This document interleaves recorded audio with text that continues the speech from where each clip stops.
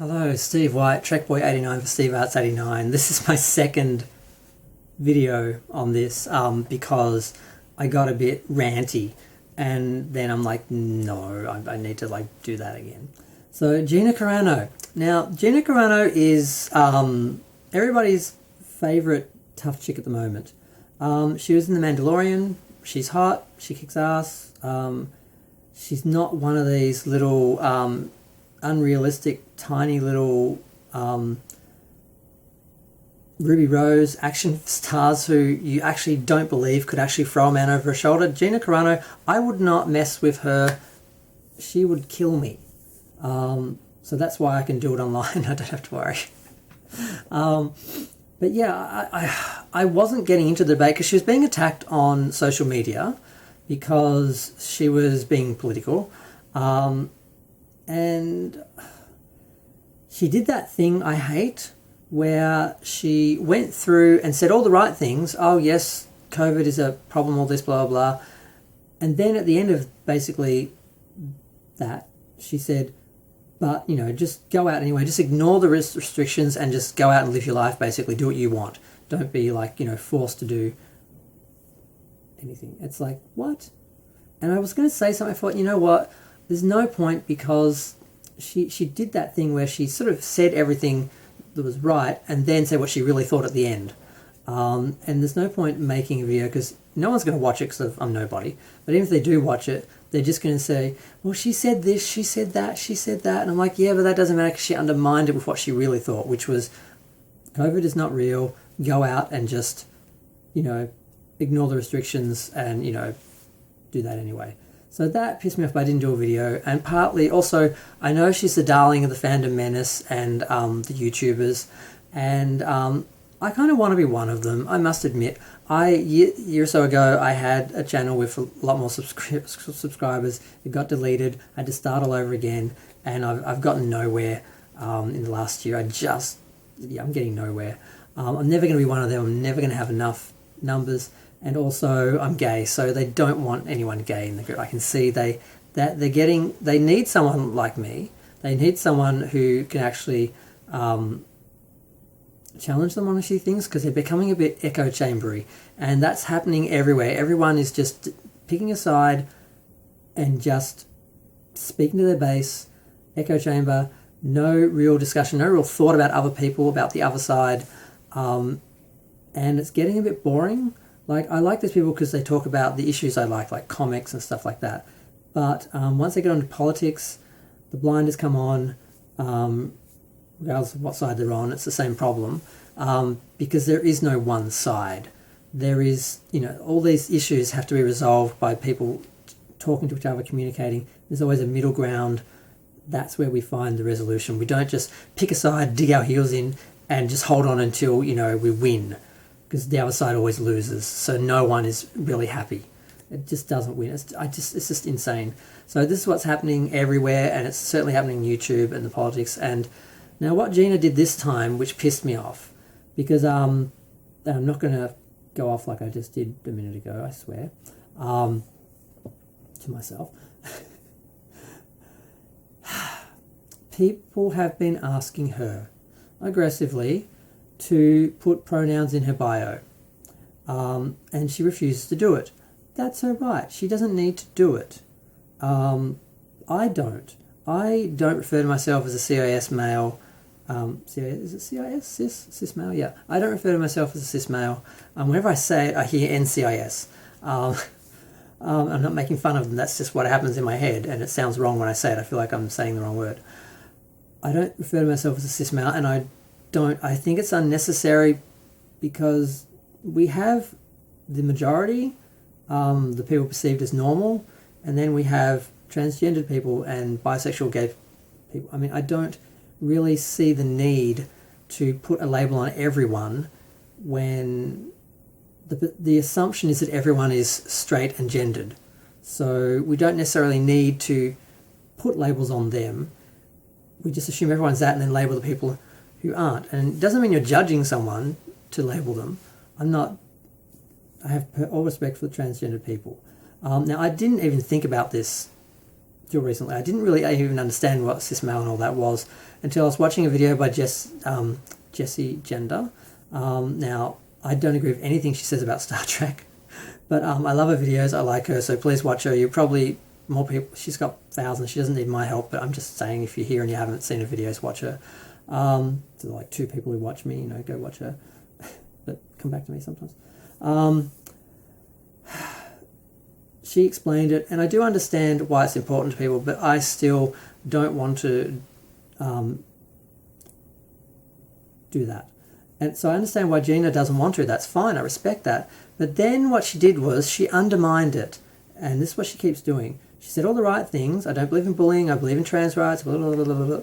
And then afterwards, she changes her bio to say, Gina Carano, beep, bop, boop. So she's making fun of it. She's basically undermining the importance of it for it to exist. She doesn't need to do it, but other people do. It's important to them. And the reality is, this is where I got angry, trans people are being killed in America and all around the world. This is not some silly little woke, little bored, privileged white person making up something to be upset about problem. This is a real people. These people, every time they leave their house, they are under threat to a certain degree. They are challenged. They don't get to, unless they live in a nice little bubble, like I think Jessie does in California, unless they live in a bubble where they're respected and they have the privilege, I guess, of using their terms and dressing and presenting themselves how they feel, they are under threat. They have to worry about someone attacking them. Like, this is a real problem for them. And part of the normalizing things like pronouns and acceptance for trans people is about minimizing the threat to them and hopefully stopping people from feeling so threatened by their transphobia they actually are attacking and killing these people. This is a real problem. And she undermines it by making fun of the pronouns, by saying beep, bop, boop, like, oh, you're a sheep, you're a robot, you're programmed. Like, all the people who do that all the people that's important to, somehow it's just a joke. It's not a real problem. It's not really, an issue. It's just something it's just a woke thing they're just doing. And this is what the right do the most. They make fun and undermine the real issues that the left are woking up. Because, like I said, both sides, there are problems. Both sides are at fault. The right wing undermine everything, and the lefties just make it so woke it's unbearable. And the middle, is the reality.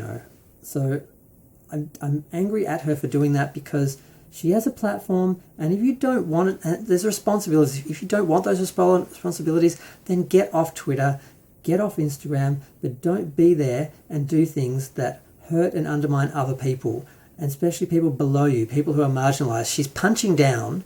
She's this warrior woman punching down at these people. And I hear and this is the funny thing, because she's Italian American, but she's basically white. She's doing that white thing where if someone bullies her or threatens her, it's a crime. If she does it to other people, then it's their fault. So she's saying, oh, these people are bullying me about not doing this. They're saying I'm a hater. And some people are saying horrible things too. Apparently, people have said she should die, stuff like that. Some people have said she should lose her job. I'm kind of agreeing with that, because when you have a platform and you have a role that puts you in the public spotlight like that, you need to actually respect that and not abuse it. And I don't think she can really be trusted with the stardom and the platform that she's gotten. So I wouldn't be bothered if she lost her job. I'm not necessarily for cancel culture, but I'm starting to see that some people, they just aren't responsible enough to have those positions. So if they lose those positions because of how they abuse them, I'm okay with that, because that's part of the job, part of the situation. Is you're supposed to, like, if a studio is paying you to make a TV show and be a star and represent them, and then you go out and disrespect half the audience and cause people to be bullied or killed, you really shouldn't have that job. It's not really cancel culture. If she loses a job over things like this, I'm not going to be upset. I'm not saying, cancel Gina. But yeah, I got really angry before, and I said a lot of things about her because I was really angry, because I realized when I was saying this what she's doing and how dangerous abusing your platform like this and making fun, because you think, oh, it's just a little joke, these people are a joke, but no, these are real people living with life and death circumstances.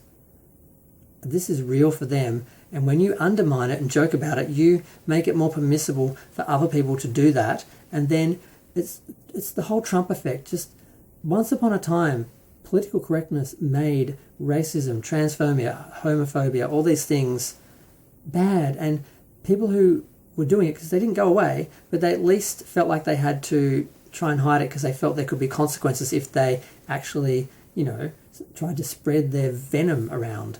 Now, thanks to Trump, it's trumpeted now. Everyone is just feeling absolutely free to be racist, homophobic, sexist, just everything.